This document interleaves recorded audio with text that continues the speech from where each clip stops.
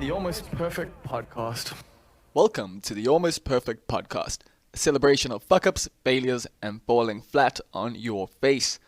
This is a podcast that believes you can learn from experience, but that experience doesn't have to be your own. Hi, I'm Bob Perfect, and I'm a functional fuck-up. Let's learn from somebody else's mistakes.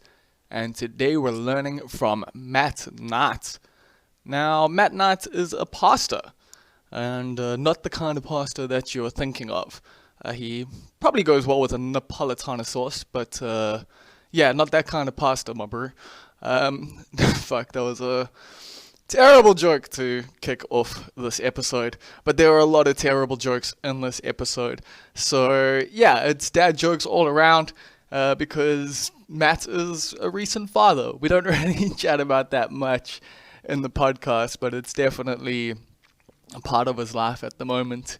But yes, Matt Knight is a pastor, and he likes to put an asterisk next to that, because while he's officiated weddings and funerals, and I think he's probably taken a few services over the years, he's more in the HR and admin department when it comes to the business of the GOD and JC, not LaRue, you know? Yeah, he's actually the guy. He's down in Cape Town these days, although I've known him for many, many years here in Durban.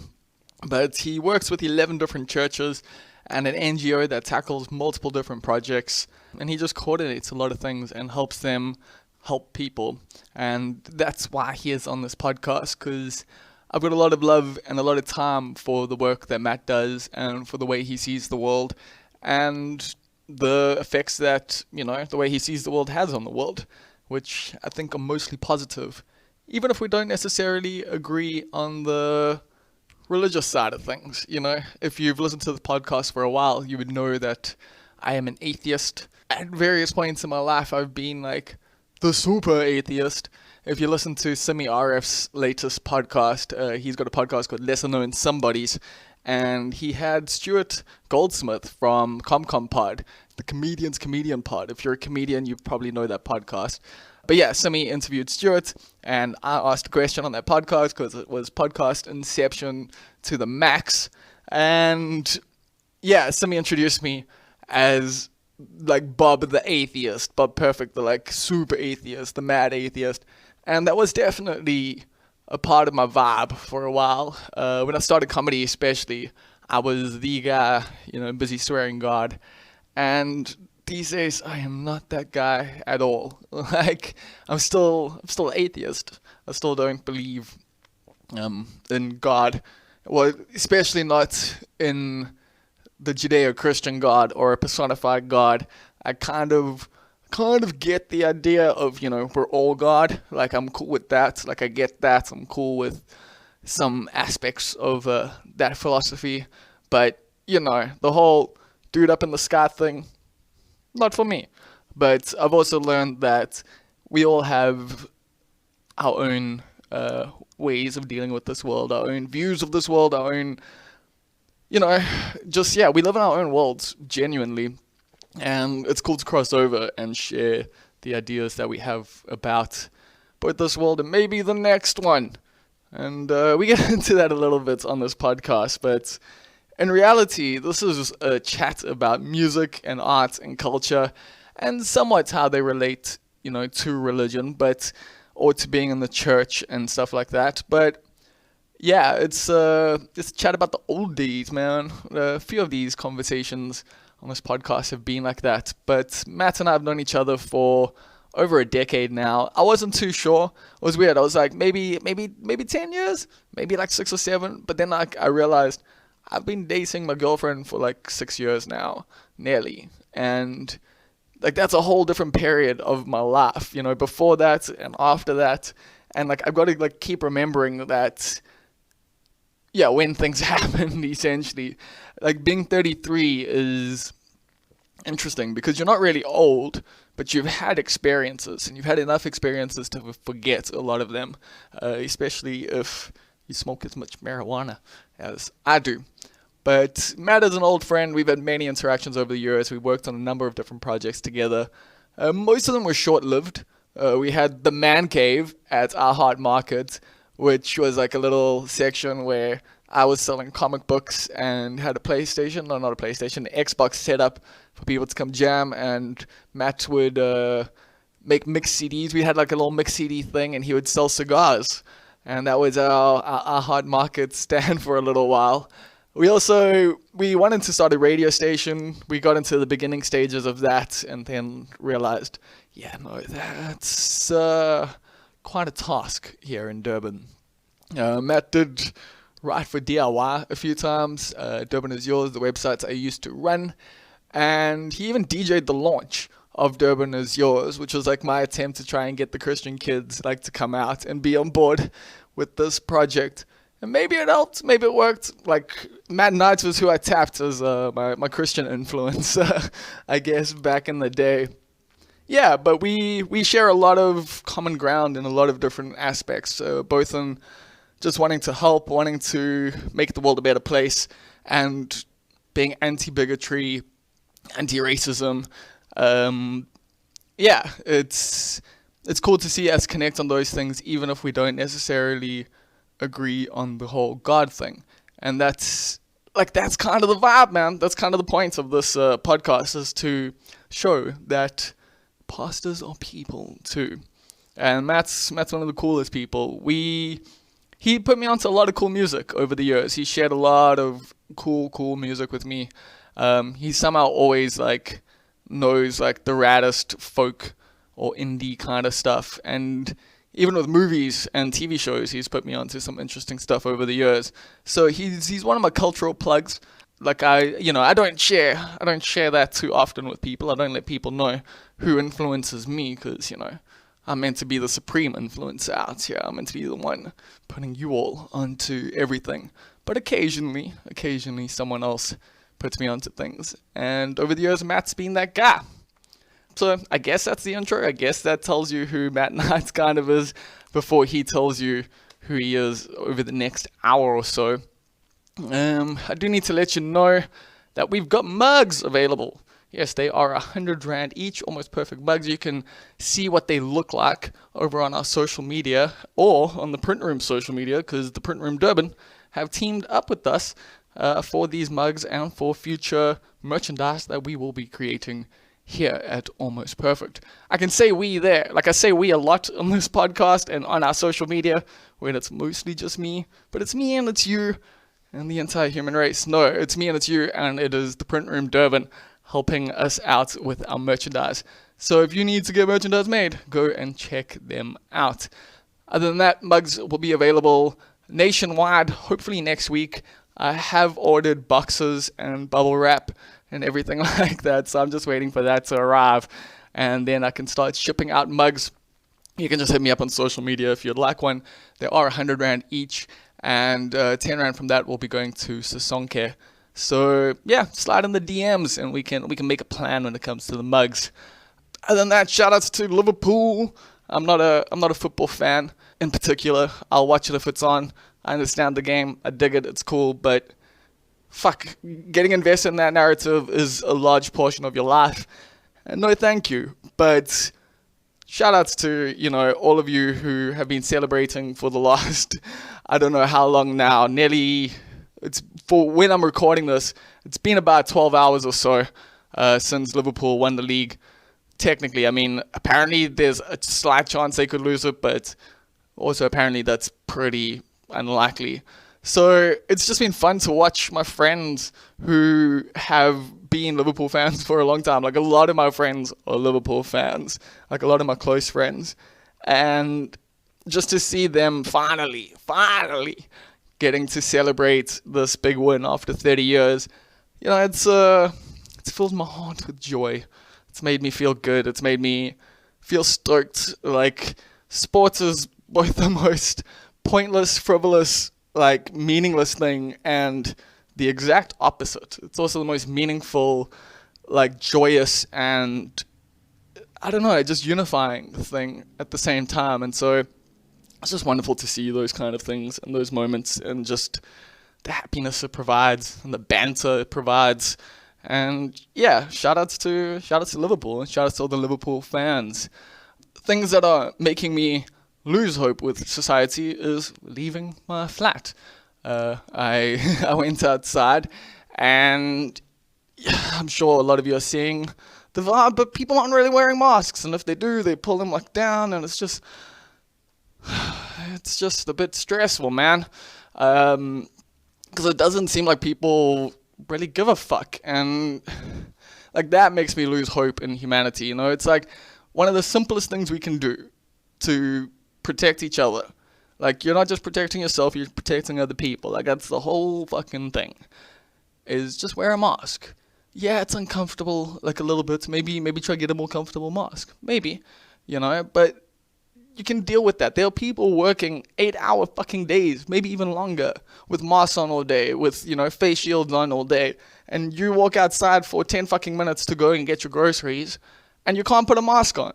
Fuck you. Like, just fuck you, you piece of shit. Like, fuck you. That's it. That's all I'm gonna say. If you're one of those people, I don't even want you listening to my podcast. I don't want nothing to do with you, because you're clearly an inconsiderate piece of shit. That's it. That's it. That's what you are. You are an inconsiderate piece of shit. It's like, and again, you know, like, people don't even wear condoms when they sleep with strangers. So, I don't know. Like, I get being self-destructive, but it just sucks when you're willing to hurt other people over fucking nonsense, over conspiracy theory bullshit, over fucking just, I don't know, man.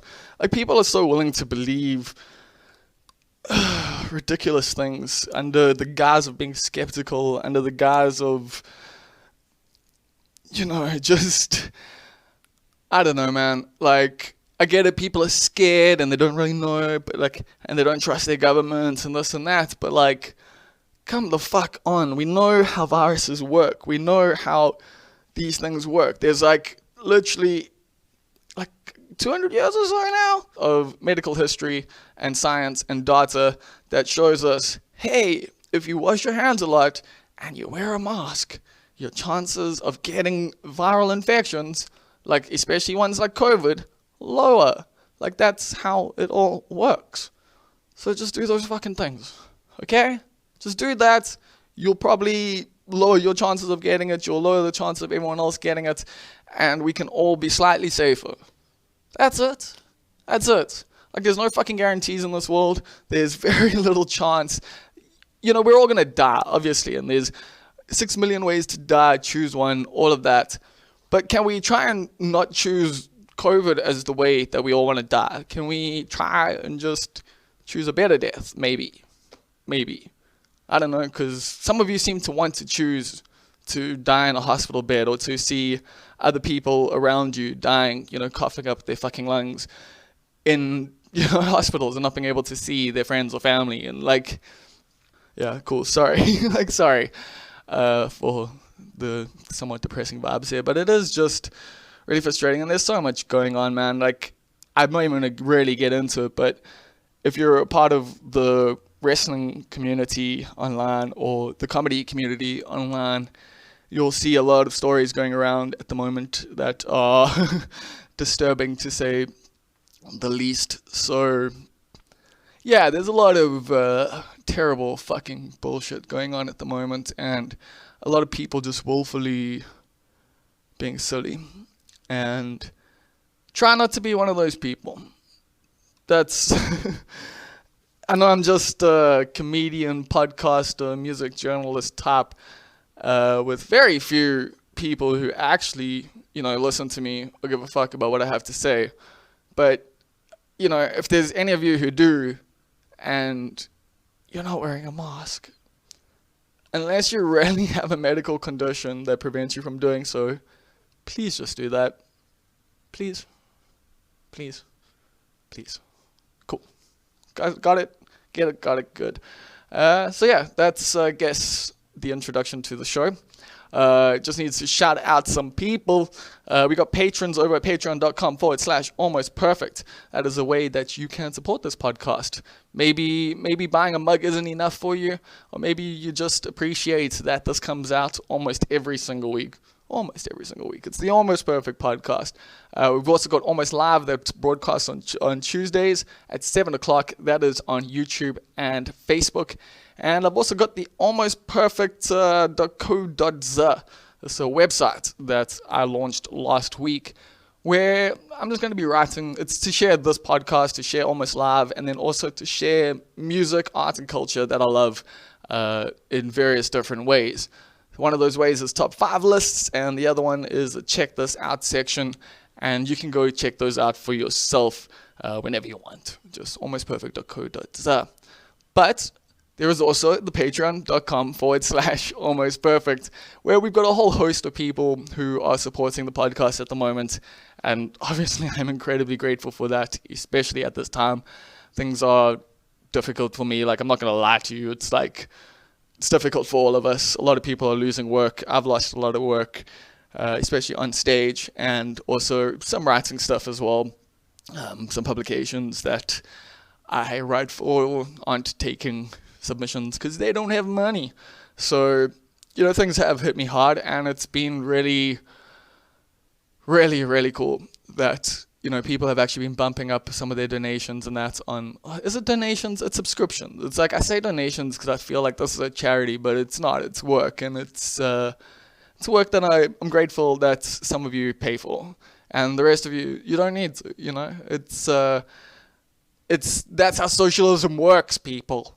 That's how socialism works. That's how your tax money works. You're busy contributing, while there's other people, they don't even pay for it. They get it for free. Like, that's the worst thing in the world, isn't it? No, not really. It's not at all. I'm pretty cool with that. As I can't remember which Odd Future rapper said it, but one of them said it in one of their songs. What would I sell this for? This is free distribution. And that's very much how I feel. I love putting this out there. I love doing this. I love having these conversations. And if you love it too, then you're more than welcome to chuck a few shekels into the collection plate there. So almostperfect.com, almostperfect.co.za is where you can find everything. And patreon.com/almostperfect is how you can support the show. There are 4 people that are in the titular titles tier. This is the $10 tier over on Patreon. And they get shout-outs on this podcast. They are a part of the team. They're a part of it. That's why I get to say we and not just I when I post tweets about the work that I do. So shout-outs to King Julian. They've been a good supporter of my work in general. Julian came to the Winston many times when we did stand-up comedy there. And yeah, I'm super grateful. So thank you very much. Chief Sales Officer of Subtle Heresies in the Greater Overberg region, Rousseau, shout outs to you, homeboy. Much appreciated. I've also, Rousseau sent some nice, but he sent a wonderful email a while back that really made me feel good about myself. So shout outs to you, Rousseau. Shout outs to Stephen Olivier, who is the executive producer here on the Almost Perfect podcast. He doesn't really seem to, produce much, but I'll take his money anyway. So shout outs to Stephen Olivier, executive producer, and to Karan Slemon, who is the Almost Perfect youth group leader. Shout outs to you too, homie. Love your work, love your music, and one day we'll be chatting to you on this podcast. So that is it. Shout outs to the titular titles tier there on Patreon. Shout outs to Patreon, whatever, you know what I mean. And shout outs to you for listening this long to the intro. Without further ado, here comes the Almost Perfect podcast with Matt Knight. So how are you living, Matt Knight? Hey, Bob. Doing pretty well, man. Down in a very cold Cape Town. I thought I knew what cold was in Durban winters, but I didn't have a clue. And this is our 3rd one down here now. And it's been an interesting time. I'm sure pretty much everyone started in the last 3 months with saying how unique and interesting. and I don't think I've heard the word unprecedented before so much. Yeah. Getting used a lot. I've seen tweets of people being like, I just can't wait to get back to precedented times. Yeah, I know. I didn't even know what a precedented time was, but I'm longing for it. So hearing the phrase unprecedented time and then quickly telling people on multiple video calls, don't worry, if I cough, it's a wet cough. It's not a dry cough. You don't have to panic. I've never been so excited to tell people that my cough's wet, But yeah, interestingly, this is my first Skype call in lockdown. I think I've done lots of Zoom and Microsoft Teams and Google Hangouts, but the first Skype conversation. So I feel like I've covered all the bases now. Well, personally, like being the lefty punk type that I am, I'm all on that fuck Zoom vibe, fuck Facebook vibe, fuck all these other vibes. But meanwhile, Microsoft owns Skype anyway, and this call will probably be going straight to the FBI. So yeah, it's unavoidable at the moment to be recorded by the FBI, by everything. But that's none of our concerns at the moment, I think. When the Scorpions start tracing our calls, are the Scorpions even still around? Is it the Hawks now? I think they're called something else. They're some other sort of fancy animal, no longer Scorpions. Something with Hawk sounds right. Yeah, but they're not going to be listening to our calls. They're not going to be listening to this podcast. So I think we can say whatever we like. Whatever we want. We've had some interesting conversations over the years. I've known you. How long has it been? Probably close to a decade now? No, not that long. Maybe 7 years. No, I think it's more. I think I was actually thinking about this because I figured you'd ask, and my memory is a little hazy. Not for maybe the same reasons that some of your memories are hazy, but just I struggle to remember teachers' names and when stuff happened. But I think it was either Bern or the Willowvale. I saw your penis for the first time at a gig in 2009, I think. I'm going to get cancelled. Thanks for bringing that up. No. It was very appropriate. It was in front of a huge group of mostly guys. But you used to get naked a bit and do some moshing and stage diving. And I think it was through Lee for Mark, the legend Lee. Maybe 2008 or 9 would be my guess.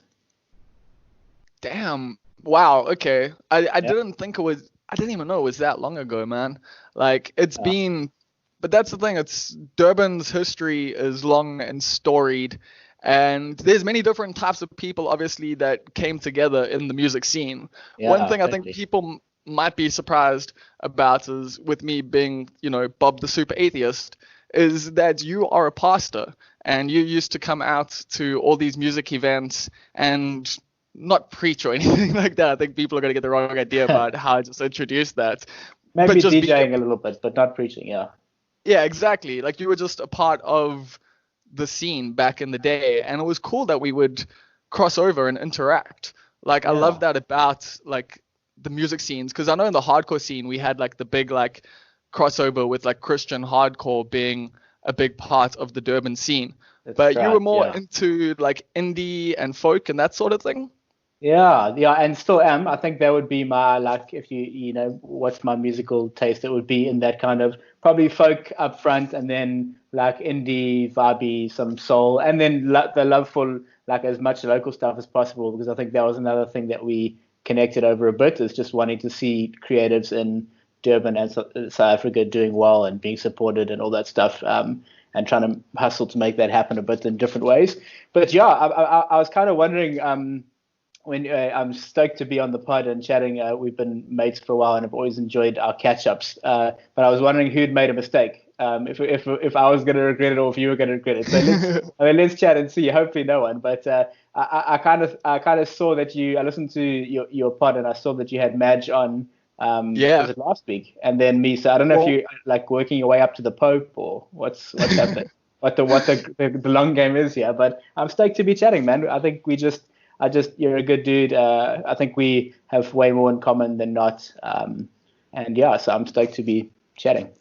Well, that's sort of the vibe. I mean, it wasn't like an intentional thing of having Madge and then you, much other than the fact that like I asked you after having like Majosi on here.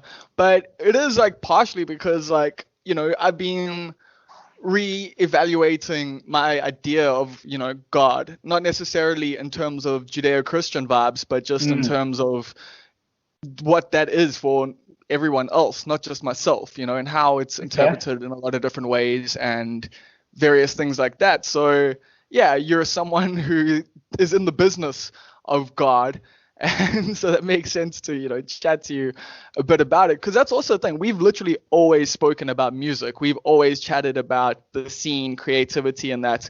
Like, I don't really remember us chatting much about religion. Is that like, why is that? You're a pastor. Shouldn't you be trying to get me on your side? Isn't that what you're part of your job?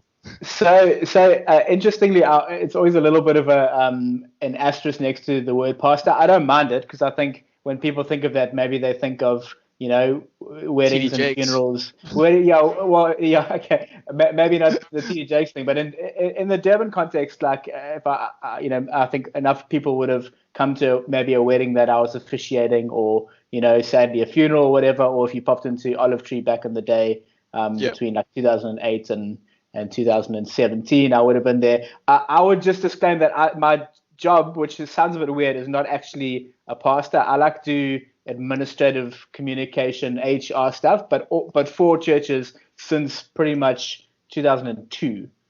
So Okay. 3 different churches in the long haul. That being said, I would be lying if I didn't say that I kind of lined up with what the pastors are saying and doing, and what the end game or what the end goal is, which is, to some extent, to maybe get people. I don't like the language on my side, but certainly I would never be shut off to talking about why I believe what I believe, and why I think it's fantastic.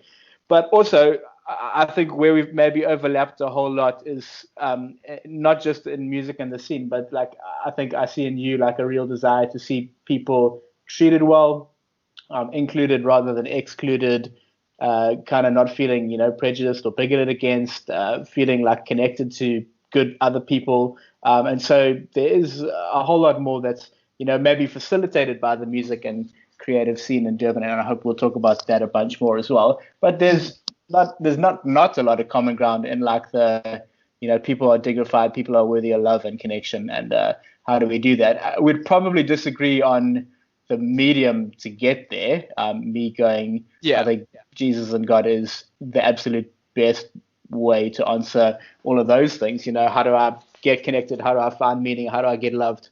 And all that sort of stuff. And you go, that it's a fairy tale. But that's okay. I'm totally the conversation, and the humility to actually go. We don't have all the answers, and we've got to be open to the fact that we could be wrong. But if we're going to agree on a bunch of stuff, then let's keep chatting.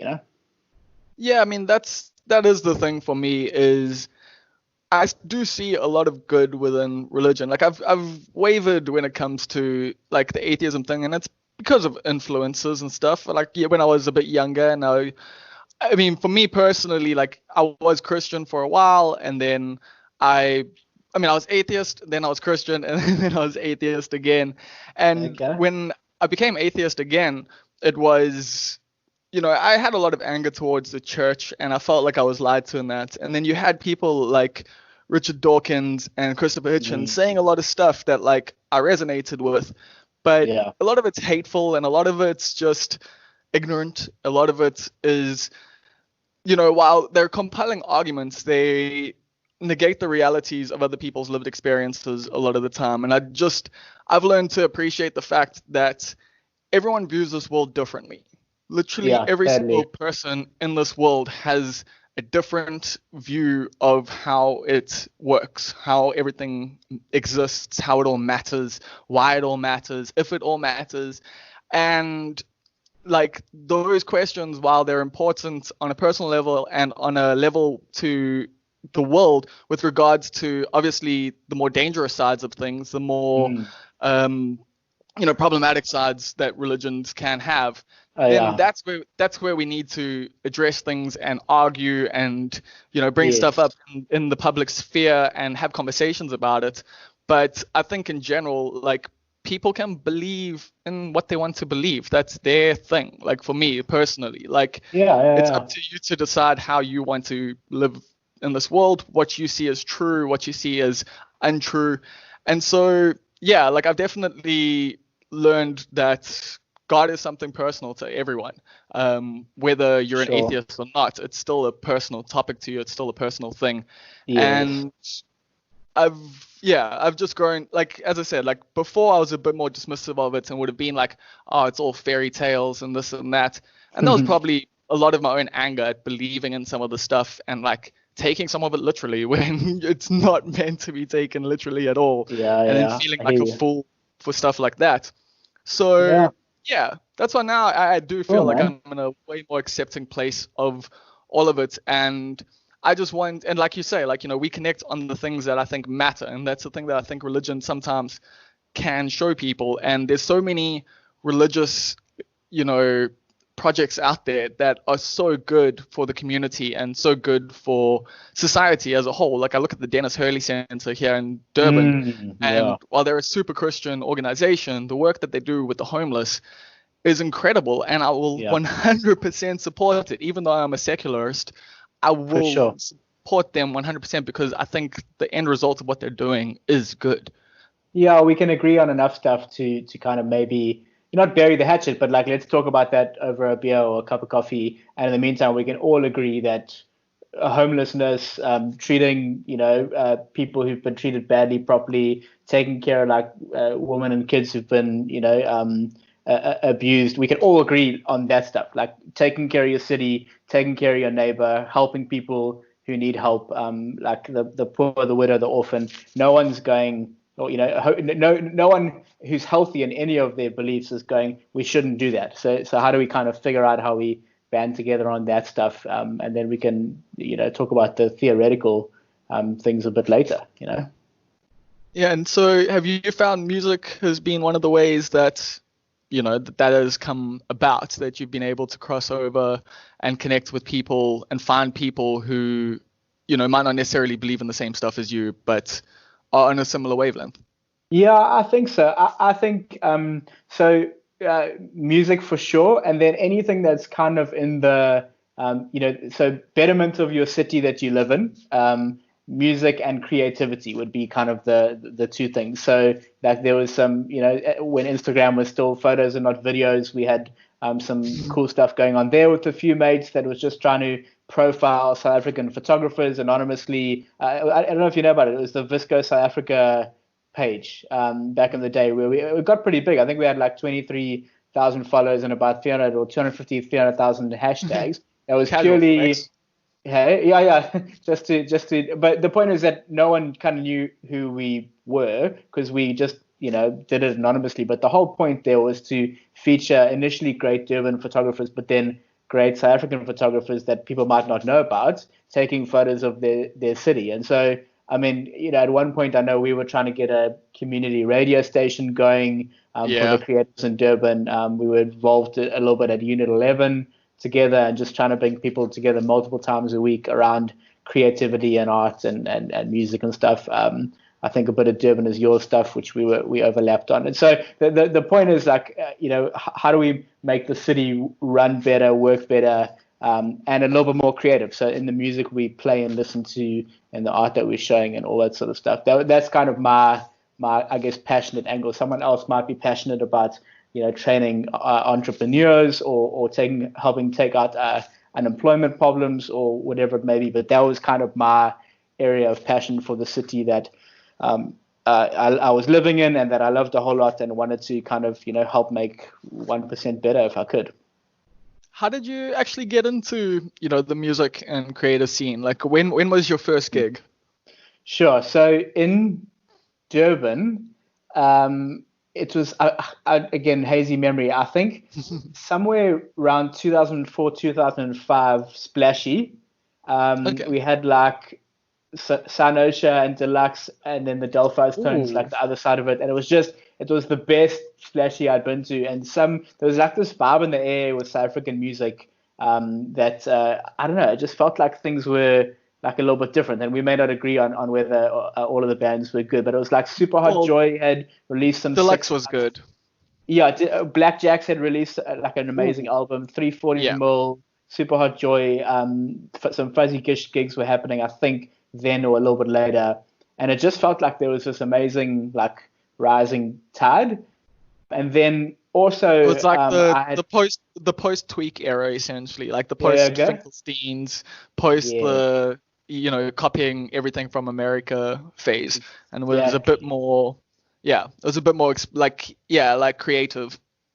It just felt like there was a vibe in the air. And then I had been lucky enough to go to the States and meet a couple of musos over there that like sent me home with bought me a hard drive and sent me home with an old school hard drive full of music that I think we ended up. You remember everyone used to kind of go around with their hard drives of series and music and just do like dumps, like outside coffee shops and music shops, whatever. And it felt like there was kind of like just a wow factor in SA, but also around the indie folk world as well. So some of the stuff that we've shared over the years, like the films, and I think the Thrills and Morning Benders. And Dude, I hate that you've shared, like, I can't find it anymore, but you shared the films EP with me that's not online.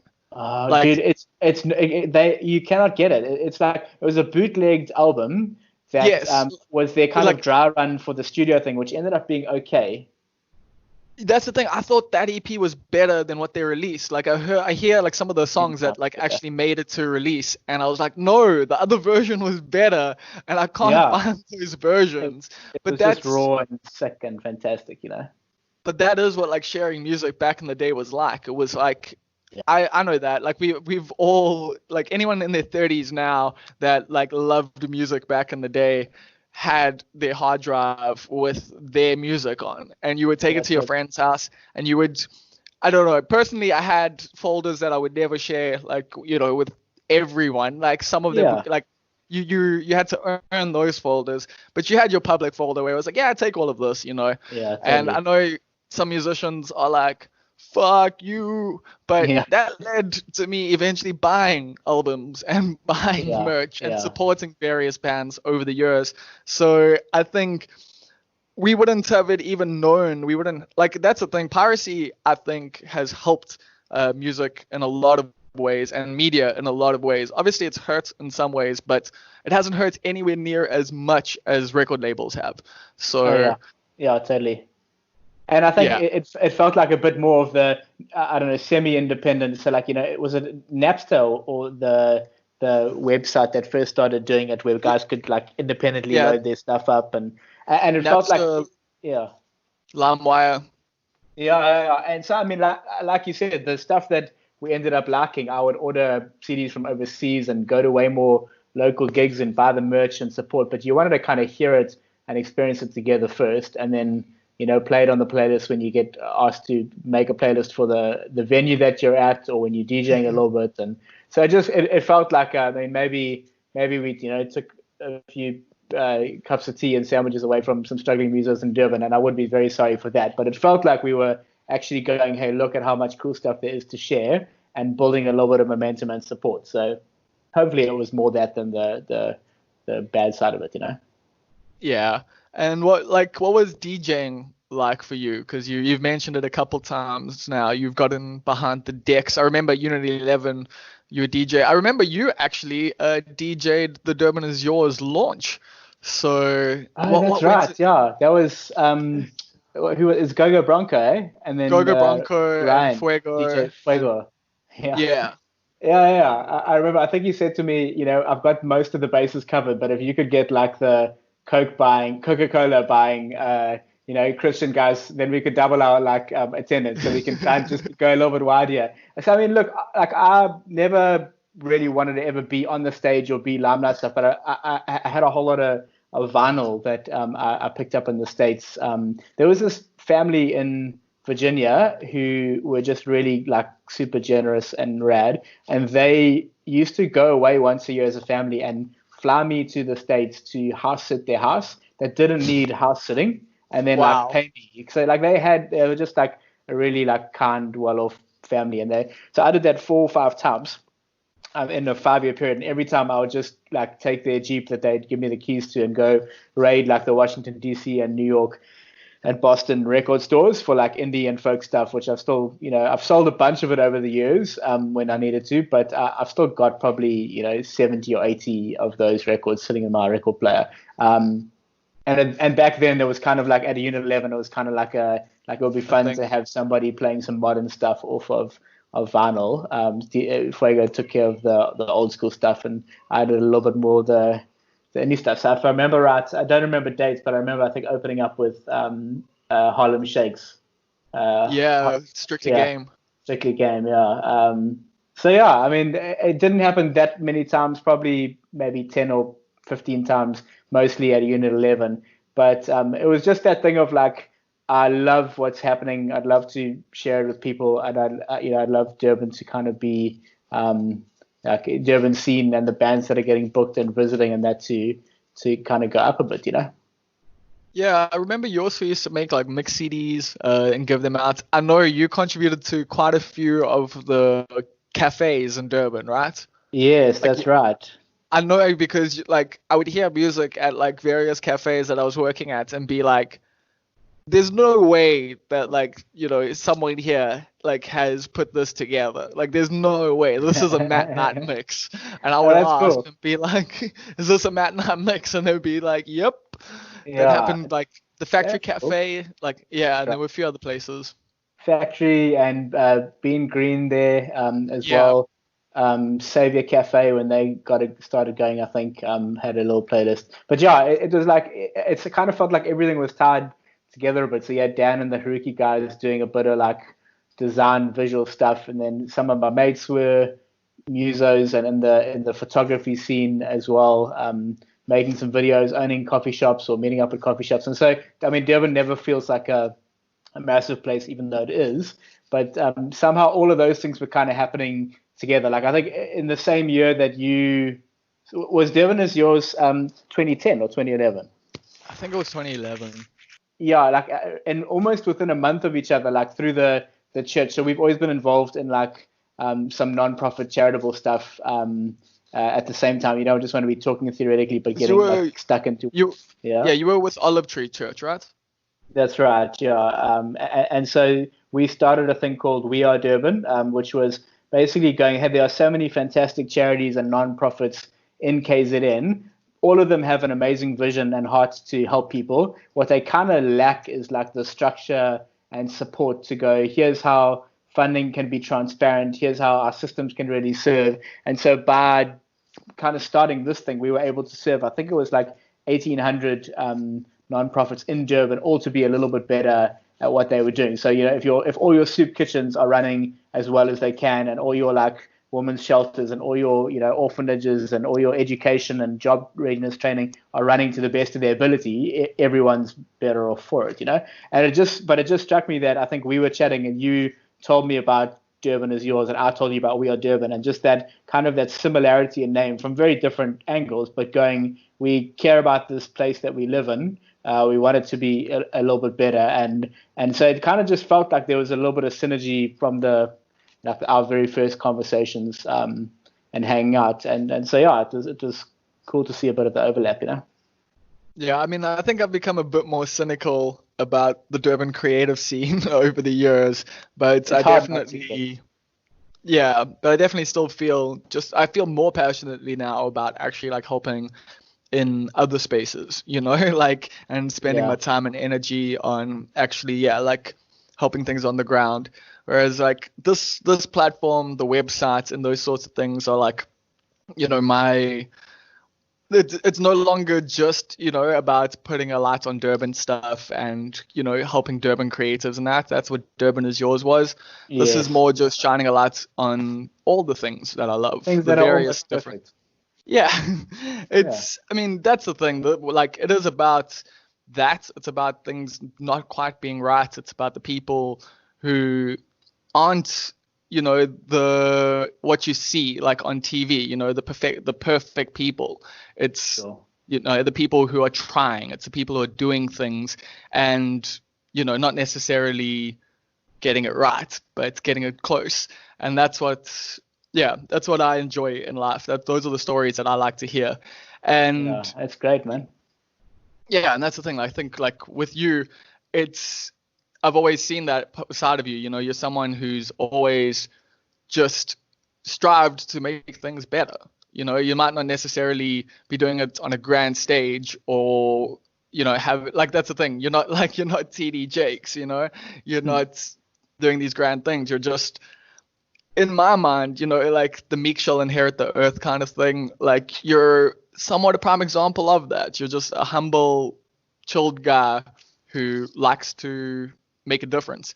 But one of the things that I think is kind of interesting is also that you do that through administrative skills, right?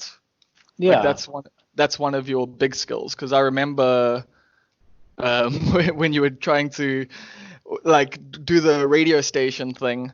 Like that was a Yeah. big part of it, and you understood things that I had no clue about. And now you're busy talking about with the soup kitchens and stuff like that. You know, busy bringing stuff under better administration and stuff like that. So is that one of your skills? Is that how you actually like Yeah, improve things? I think so. I mean, thanks, man. Like, it's really kind to hear. Like, I think I probably feel pretty similar. Like, I've always felt like, you want, you kind of want everyone around you to be better and to be seen for the skill they have, and to kind of expose people who maybe, aren't getting heard enough or seen enough that are really talented. And so, yeah, I appreciate that. But I see a bunch of that in you as well.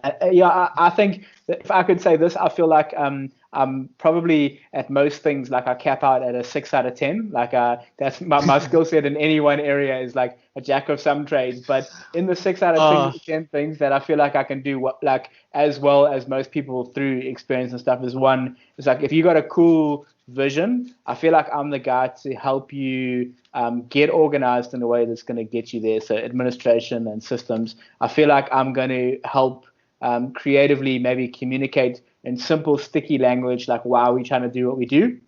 And whether it's like a bit of branding or whether it's a bit of writing or whatever, like, how do we get that fantastic vision across? So get organized, get creative, and then like, are the people the right people and are they kind of taken care of? So those are the three things that I try to say to anyone who wants to like work with me or hire me or get involved in a passion project. Like, hey, those are the things that I feel like I can do pretty decently. And yeah, so like it's not bad being able to kind of lean in and do that stuff. And what I love about it is the bottom line is always people, whatever you believe faith wise or about Jesus or about God, is at the end of the day, people's are like getting taken care of, and I think that's really important to me. Yeah. I mean, that's, I think, like, yeah, we've discussed kind of the baseline thing. But when it does come to Jesus and God, what are your understand? I know this is a very big question, but what are your understandings of those words, I guess? Who is Okay. Jesus to you? Yeah. Who is God to you, if you don't mind me getting into it? No, cool. I'd love us to talk about religion and politics, and then try and make as many friends as possible, because that's the best way. I know how to do. I know how to do that. Yeah. No, I'm teasing. I don't mind it at all, man. And I would just say that my preference for this stuff would probably always be over a cup of coffee or beer, like I've said before, to chat about it, because there is so much nuance. So like you can, Yeah. there's not many areas in the world where you can say a statement and it can be like such a calm and receptive and lovely thing to one person and such a painful, jarring, hurtful thing to another. And I I think, feel you. you were saying it earlier, like there's probably good and bad people in humanism and every religion across the world. But there is in religion and especially Christianity in like there's abuse taken by bad people and that use like faith and hope and grace to actually like take advantage of people and to oppress people, and I just think it feels like the toughest, hardest thing to get your head around. And when I go, hey, that's my like greatest hope, my greatest kind of experience, the thing that I like literally feel like I runs through my blood, it makes it even harder to kind of process. So I would just want to say, Yep. I'd probably prefer to do this individually, but I am very happy to tell you like pretty much what I believe about it. So in the beginning, a very good place to start. Genesis, 1 John, Eddie Izzard stand up, and my answer now. My starting point would be, I believe that we're designed by someone with like intent, good intent. We're all created, every human that exists, in the image of God. So something called Imago Dei, which is in the Genesis story that I read, is the only time God looks at what He's made and says that's very good. Is when He comes up with this concept of humans, and not just individual humans, but humans in community with Him and in community with each other. He's making stuff and he's going, the coast of Norway and like the universe, whatever. That's all good. The only not good is that people would be alone, and the only very good is that people would be in community with Him and with each other. So my starting point is I look at every person and I go, I believe you made in the image of God. I then would say that in a very like truncated version, for different reasons, we're all marred by brokenness and by whether you want to call it darkness or sin or shortfalls, whatever, and not just our individual stuff. Like I do think you probably have to teach every kid to share and not to bite and not to hit and stuff. So I think there's an individual thing, and obviously those little things are not the point, but the way we take advantage of each other, the way we are kind of selfish in how we treat people and their bodies and their minds and stuff. We've all got what I would call a brokenness problem, but also what the world is talking about now, there are literal systems of brokenness. Like the culture that we grow up in has oppression, has stiffness about it, and every war, every bit of hectic stuff and prejudice connects back to, I think, an evil that we don't have time to dive into now where it comes from. But I think we could all go, yeah, it exists. Surely if this is all pure accident of evolution and survival of the fittest, then cool, that kind of makes sense, because you just dog eat dog until the biggest dog is left. But if there is some sort of like, sorry, it's a I don't want to oversimplify. It's slightly deeper than that, but yeah. Yeah. Sorry, I don't mean to treat anything tragically, but just to say, I think most people would be able to look at the world and go, the system's broken, man. Like there's loneliness and there's oppression and there's a whole lot of heartache that I don't think any of us truly believe we were designed for, or that we exist for, even if you don't believe in a designer. And so I go, like, of all the man-made solutions and of all the different things that I've ever seen, the idea of like a servant, the most powerful being in the universe, becoming a servant king, not to overthrow a political party, not to like build a nationalist country, not to try and wipe out his enemies, but to go to a cross so that the brokenness can be taken care of, not instantly, but Jesus talks about his kingdom as it's here, it's coming one day, it's delayed, and it's nearby, all at the same time. And so you probably see pockets of amazing stuff happening and breaking out around the world, but we know we're not there yet. But there's a one day that I have a hope for, that because of what he did, that me and the people that I want to share the story with, but all of mankind has been reached out to with grace and like undeserved love and affection and kindness, and an invitation to go, hey, if you don't want that life, if you don't want that brokenness and the kind of the remnants of the world of pain, then come to a kingdom that is about grace and gentleness and kindness and unconditional love. And I found that in the person of Jesus. And it's interesting. I think our paths were almost like the graphs were almost the direct opposite. I think you grew up in Christian school and education, and that I never went to church before I think the age of 17, never heard about any of this stuff. And so it was kind of like in those formative years heading towards the end of school that I kind of encountered that message and that idea of the kingdom of God being the thing that could invade every country, every system, whatever, but not to take it over and try and overthrow it with power, but to kind of subserviently lay its life down to better others, And yeah, that would be my, like, what is that, 3.5 minute probably spiel on why I'm doing what I'm doing with my life, man. That's like, I get that. I get that more in a, like, not quite metaphysical level, but maybe conceptual.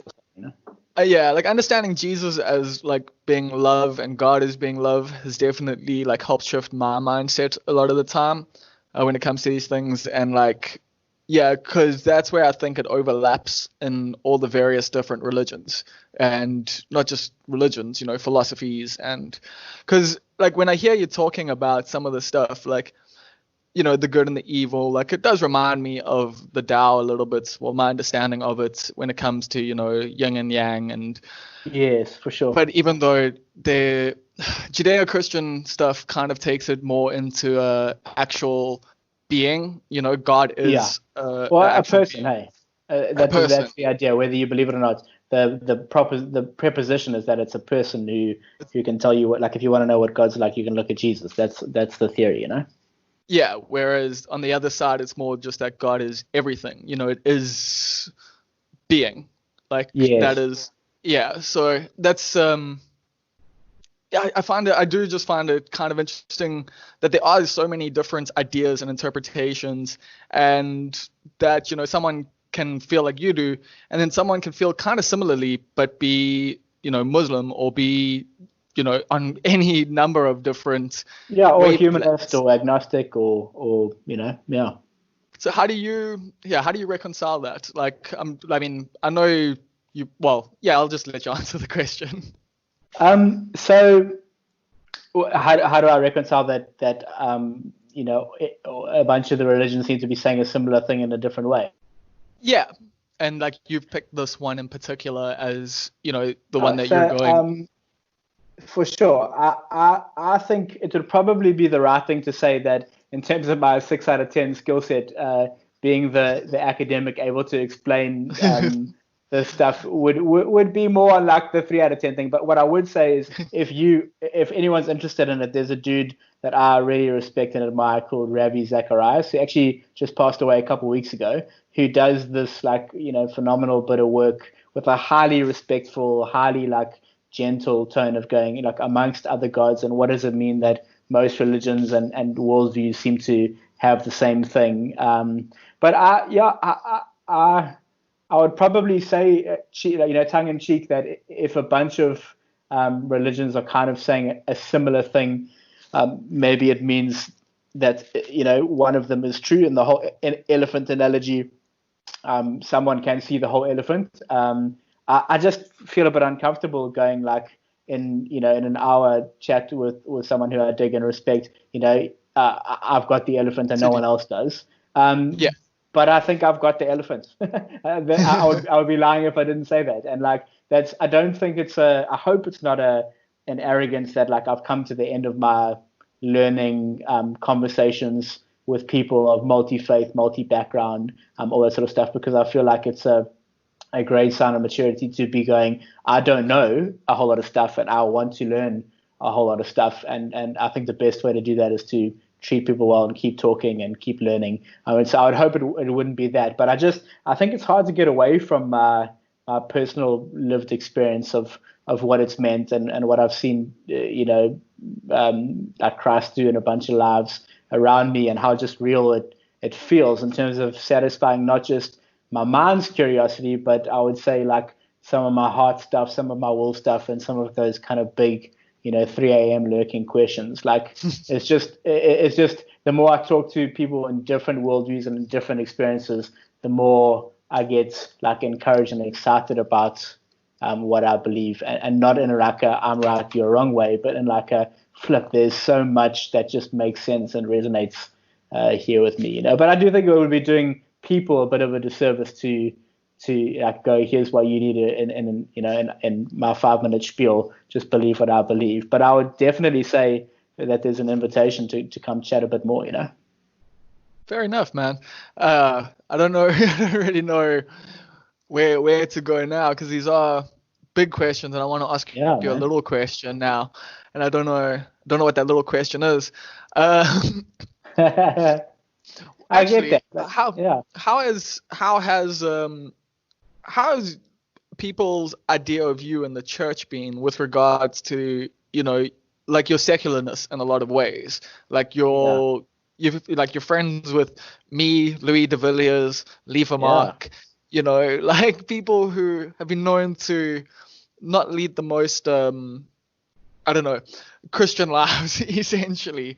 And, you've enjoyed a lot of art that I would say is outside Christian sensibilities in some regards, depending on how conservative you are with that. I mean, you've shared some amazing movies with me that, I would imagine some people in the church would be like, oh, I can't believe you watched that. So do you get any of that kind of stuff? Are people ever at odds with you about, how you are a part of the world?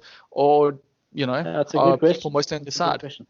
Yeah, I actually lived with Louis in Durban for a couple of years, and that was really fun. I dig Louis and haven't actually spoken to him for long enough, so I'm just giving him a little shout after this. But I think the best way to go, how would their experience be is, chat to Louis, chat to Lee, chat to Bob, and see. The hope is that there's quite a lot of normalness in our connection. And I think you use the language often of what's the common ground, what's the stuff that we can overlap on. And then when we do build enough of that, it feels like it's quite an enlightening, good thing to talk about the stuff that we disagree about and all that. And so I would say that that's kind of my approach to this stuff, is find the common ground and then venture into places where you're different, because there's enough like maturity and love for each other to be able to do that. But it's interesting. I've often, I think, had people be quite surprised when they found out what I do. So like I got a bunch of mates who wouldn't believe anything near that what I do. I've got a bunch of family who I love so much who are, like, scratch their head a little bit at like what I've done with my life and all that. Not with yeah. Can you just tell us what you actually do? Because I mean, you do a Yeah. lot. Yeah, for sure. So I think the last 3.5 years I've been working at a group of churches in Cape Town. There's 11 churches and then one nonprofit that's actually kind of 3 nonprofits. So what they do is they kind of identified a few years ago what the biggest needs were in Cape Town, and they went people struggling to get work. So can we train people to be work ready and get employed?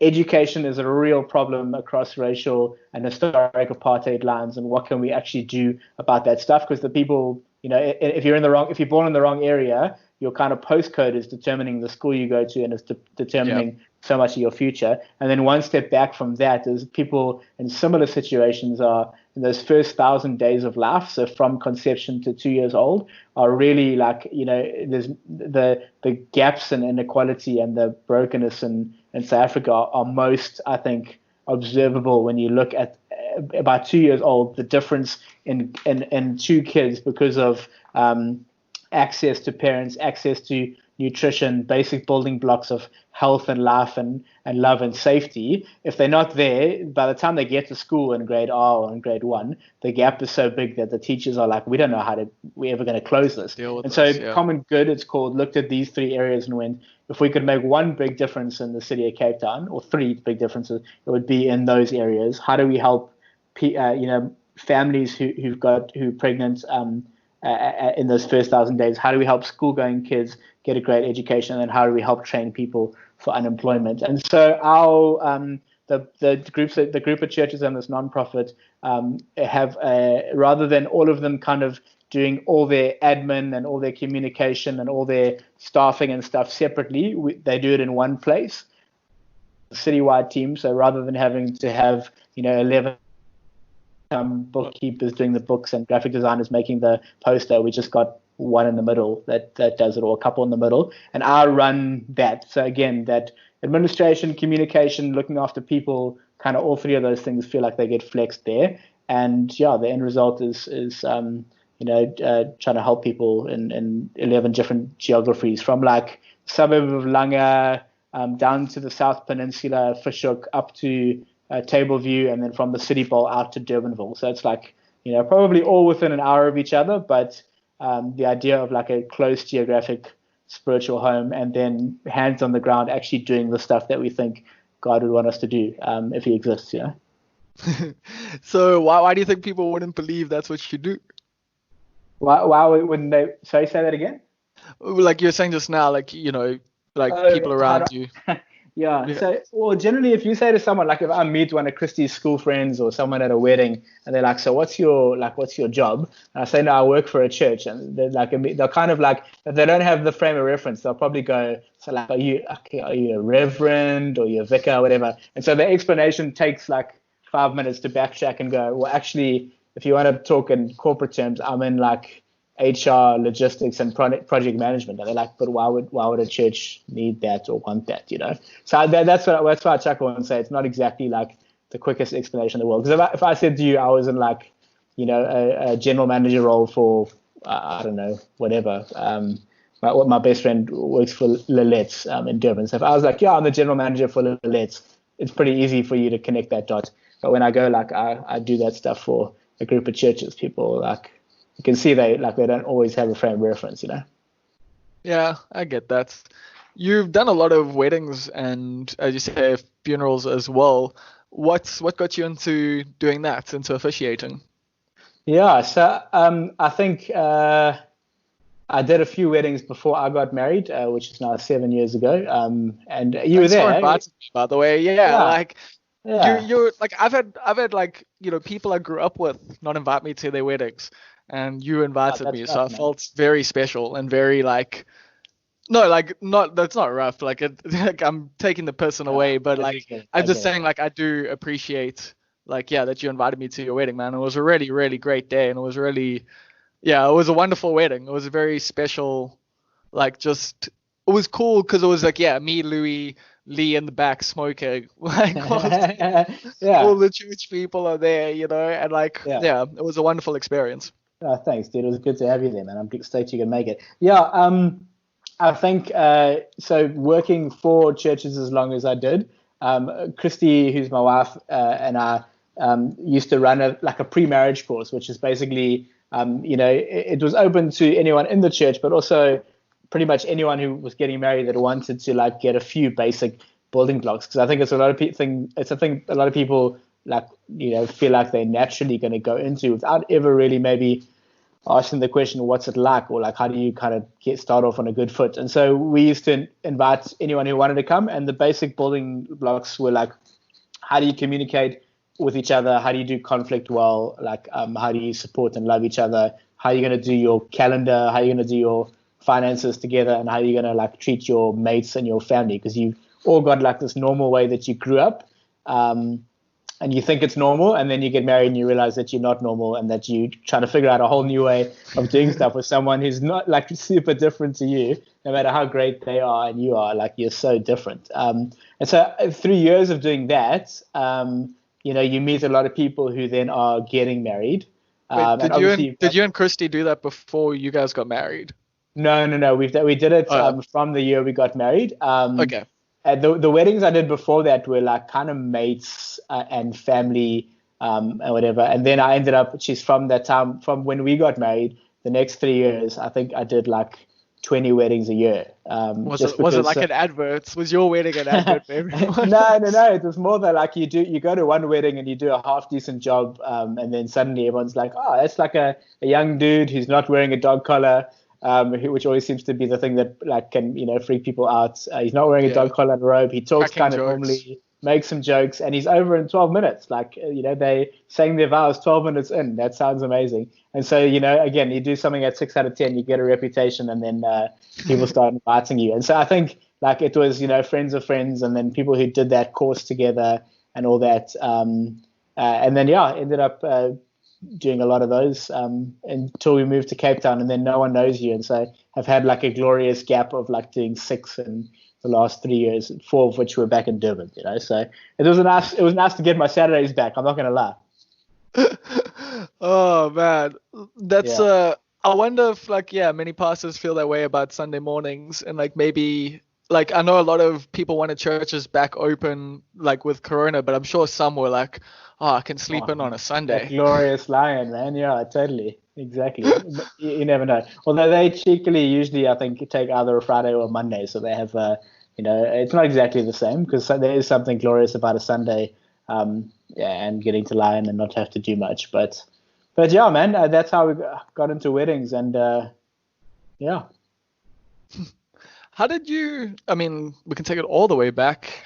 You said you got into the church around 17, right? How did that come Yeah. about?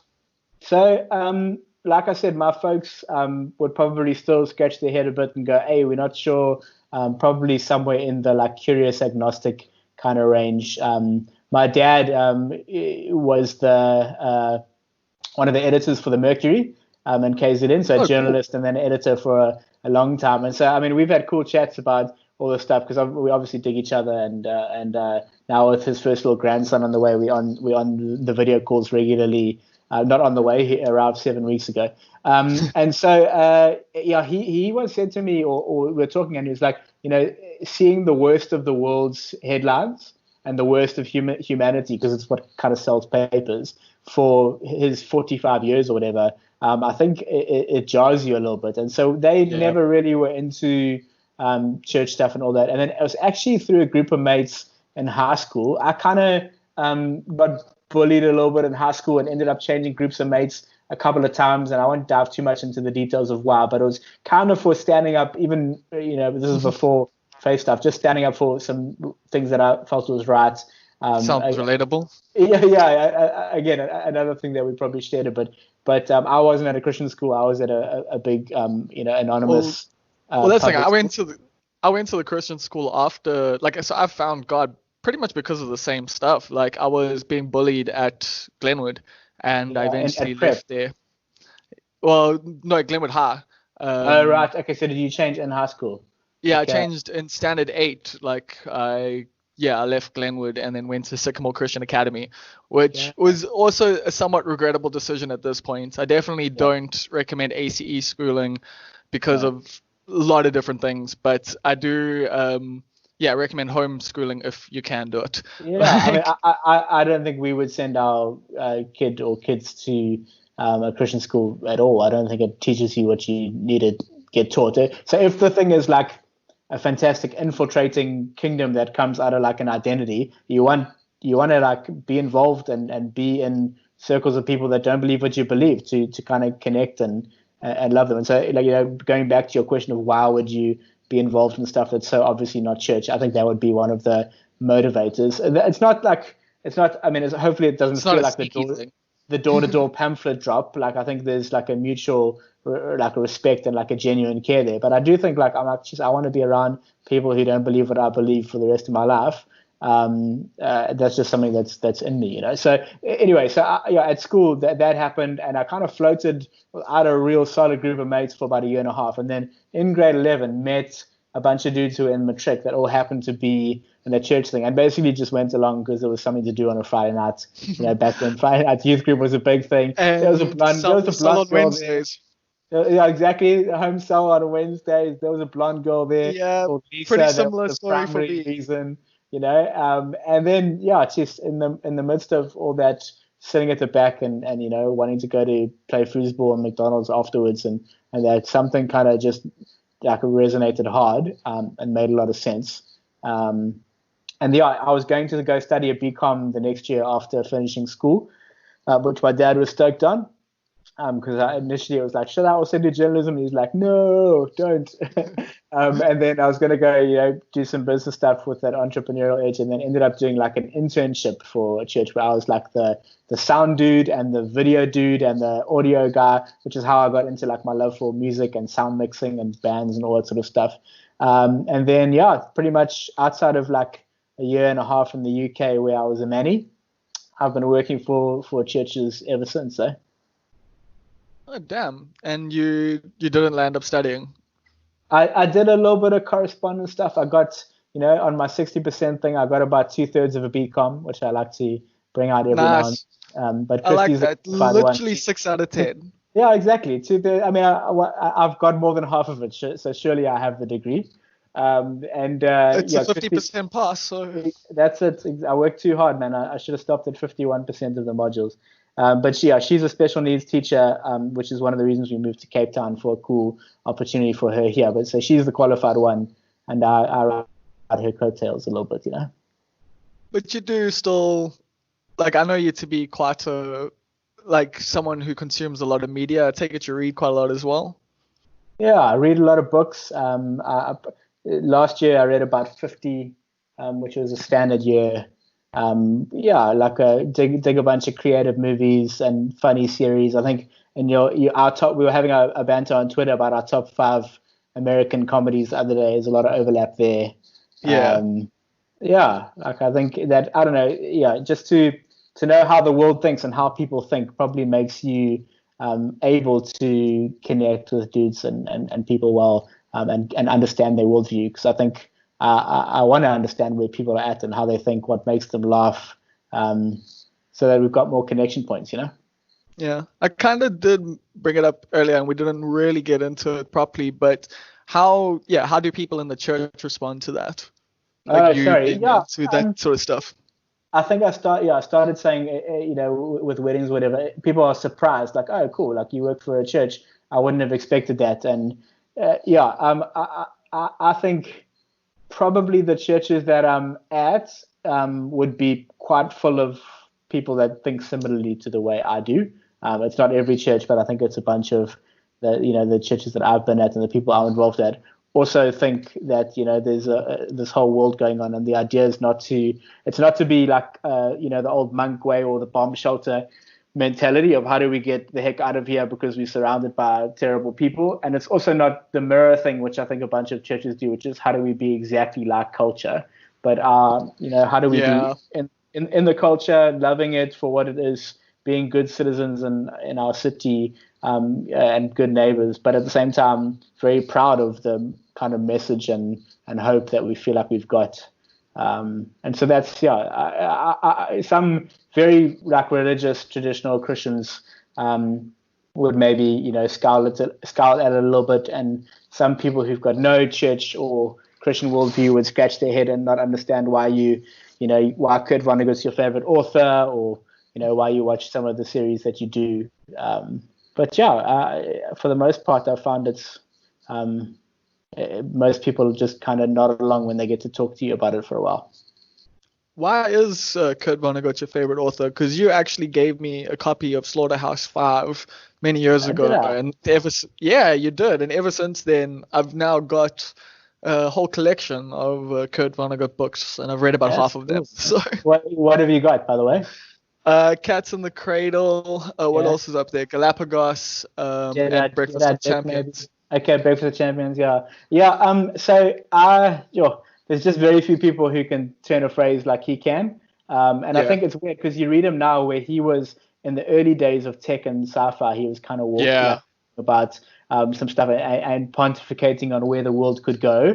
And then he inserts like a very relatable, ordinary, flawed person into the middle of the chaos. And in some ways, like I think my favorite novelist is a guy called Robert Goddard, who does it's a bit of a crime whodunit vibe, and he does a similar thing. Just ordinary people trying to figure out the chaos would be like how I would kind of maybe describe myself a little bit, and how I go about stuff.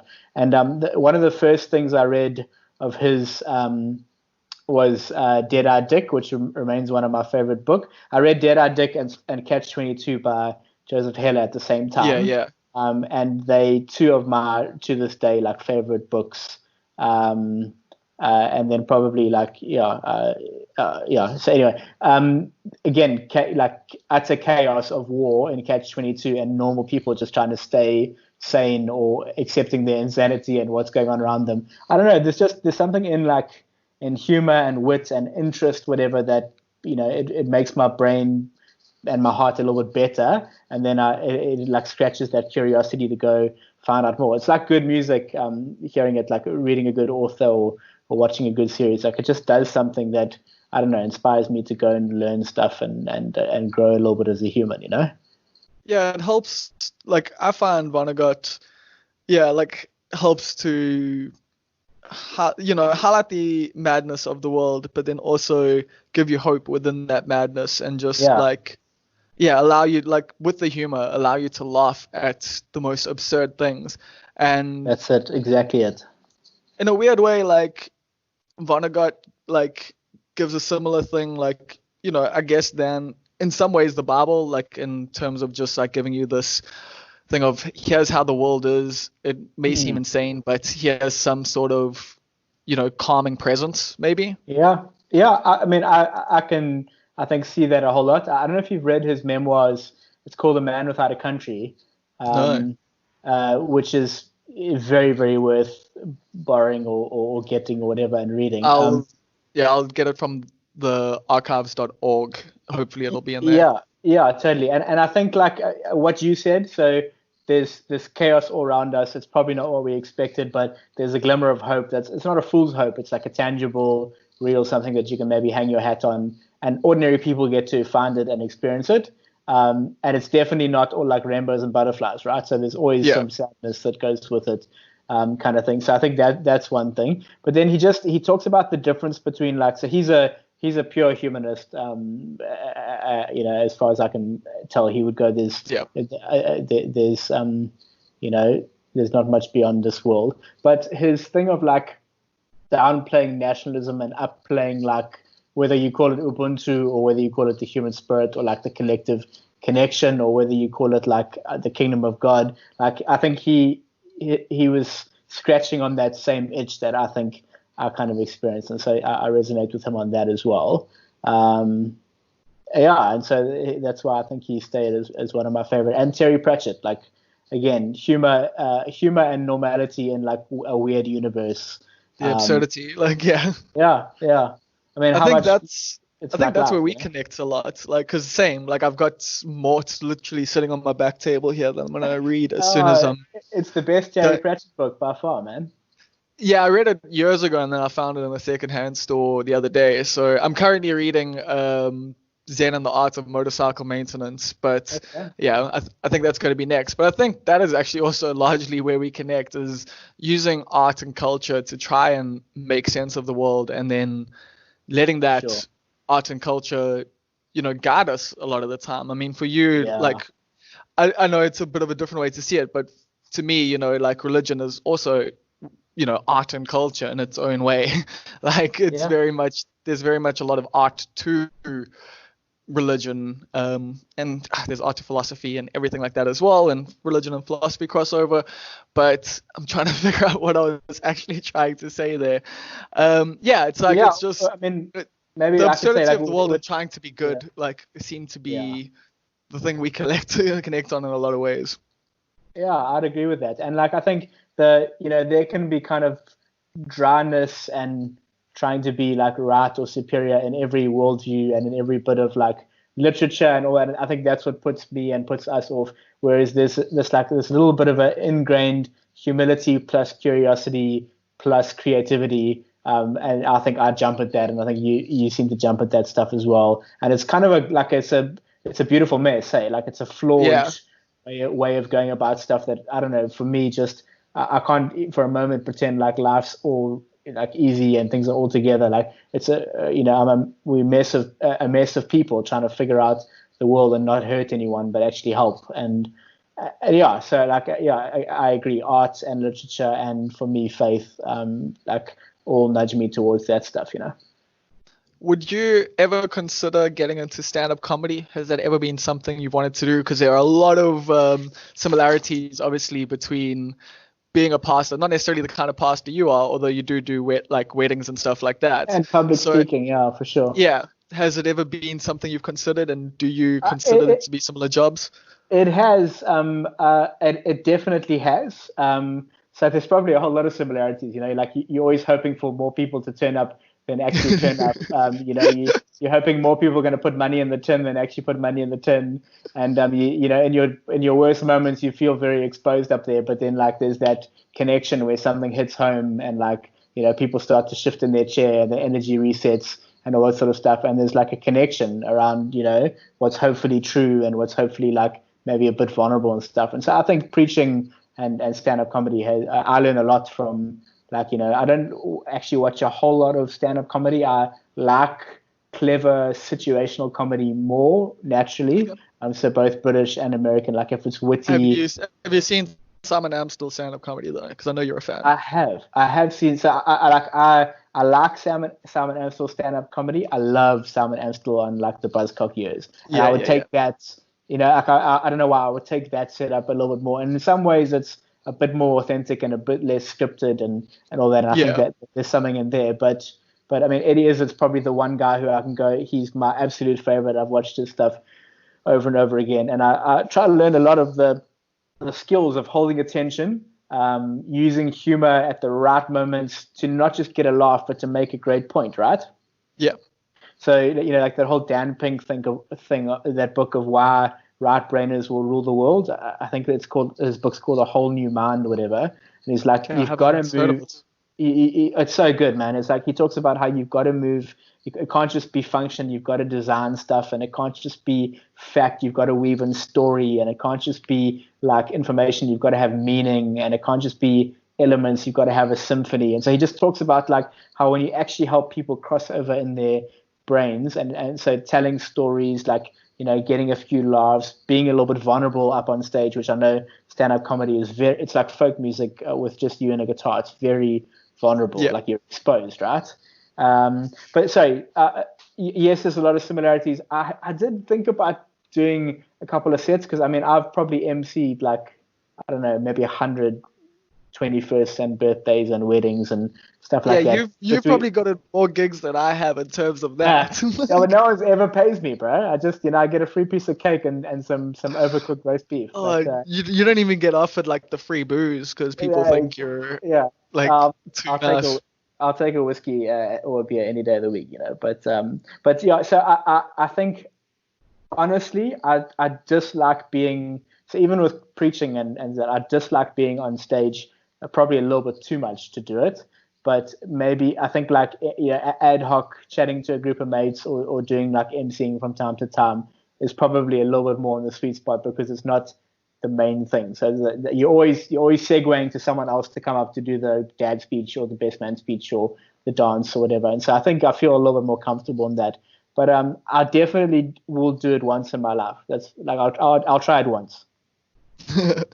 I think most people, if you have the desire to do it, at least try it once, at least see what it's like, and just explore that side. But thanks for the you never know. You might be like, I would hate if you're a 6 out of 10 on your first time because then I'm going to just quit. maybe more like a 6%. Yeah. Yeah, like, well, it depends. I mean, my first time, I thought I did quite well. Other people have different memories of it, and I think that's probably the best way for your first gig to go when it comes to stand-up comedy. And I think it is how it goes for everyone. Most people think they did better than they did at their first gig. What was actually like your first wedding like as officiating? It was like thankfully very small. It was probably about 20 people. It was, Laura van der Westhuizen, who yes, it was her mom getting remarried. Fantastic people. They I knew Charmaine through Laura. They asked, I was like, yeah, I'd love to give it a go. And they were just so kind and sweet about it as I like bumbled my way through it. I didn't think I'd come on your podcast and talk about my first embarrassing time and how everybody, laughed at me and it was over way too quickly. But here we are. Wow, that is well done. You just told the joke that every stand-up comedian tells at their first gig, so you would be perfect for this. I do that at weddings all the time and stuff. It's fantastic. Yeah, if you don't go to the Oxford Dictionary, you go straight to the sex joke. But no, they were super gracious and kind, and they dug it, and they're still married, so that's a good thing. That was my very first one. Okay, last question, because you brought that up. Do you keep track of how many of the people that you've married have gotten divorced, and like, do you feel like you jinxed it a little? I have a little photo thing on my phone and on my laptop of all the couples that I've been lucky enough to officiate for, and if you don't mind me saying, I will semi-regularly pray for them and stay in touch and try and see how they're doing. And there have been, I think, 4 couples out of about 100 or so that I know of that did get divorced, and I wish them well. And it's sad that it's there. I hope I didn't do anything too wrong. I hope the sermon wasn't too short or too funny or too bad. I mean, that is, dude, 4% is way below the national average. So I think you've got some pretty good odds there. 100% of the people that I did funerals for have stayed passed away. So there, that's the safest one of all. No resurrection from the dead yet. That's 100% there. But on the weddings, I mean, it's a bit sad because you love the people, nothing to do with me and my ratio, but just because you dig the people, and you want them to stay happy. But maybe for them that is how they stay happy or get happy or whatever. So I think you got to go we tried our best to set them up and encourage them well and stay in touch and do a good job on the day. But people got to figure out this stuff all for themselves. You're really only there for a very, very small period of it. So. Yeah. Exactly. A wedding's not a marriage. I think we all know that, Yeah. Cool. I think that's a great place to end. Thank you so much for doing this with me. Thank you for being so open and sharing yourself. And I know these things, especially when they're recorded, are probably a bit more stressful than over a beer or a coffee. For sure. But I mean, I really dig you, appreciate the stuff we got to work on together, and appreciate being asked to come and share. I think it's a cool thumbs up to your platform and what you're trying to do, that you'd have voices that are very, very different to share some stuff that's probably not super popular in the world. I don't know, like it depends. I mean, on who listens, it's that's the thing. That's why I like to have these conversations and have them out there for people to come to however they want to come to them. I mean, we've all got our baggage, we've all got how we see the world, but I do think it's very important to hear how other people see the world, and also to kind of humanize like people like you who if someone just heard, oh, you're a pastor, like that comes with a lot of baggage, like wherever they're coming from. If they're like Christian, they're going to think, you're super holy and might, like have those regards there. If, someone's atheist, they might immediately not like you, or might, think, oh, this guy suspicious, this guy's an idiot. How can he believe this kind of stuff?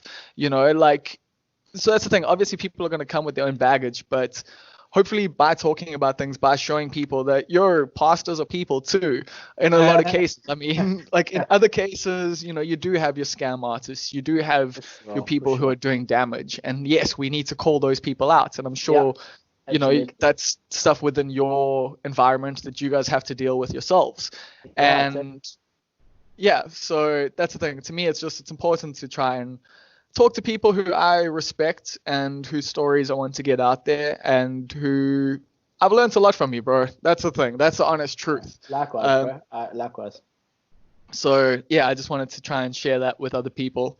So Thanks, once again, thank you very much, bro. And maybe can I just say, in the very few articles that I did for Durban Is Yours, I don't think you ever got any scathing hate mail, but maybe you'll get some now. You never know. So if nothing else, maybe that'll come of this, Get a few emails. You never know. Some engagement, like the old days. Exactly. Bro, thanks so much, Bob. Yeah, you too, bro. Thank you. Cheers, eh? Cool. Cheers.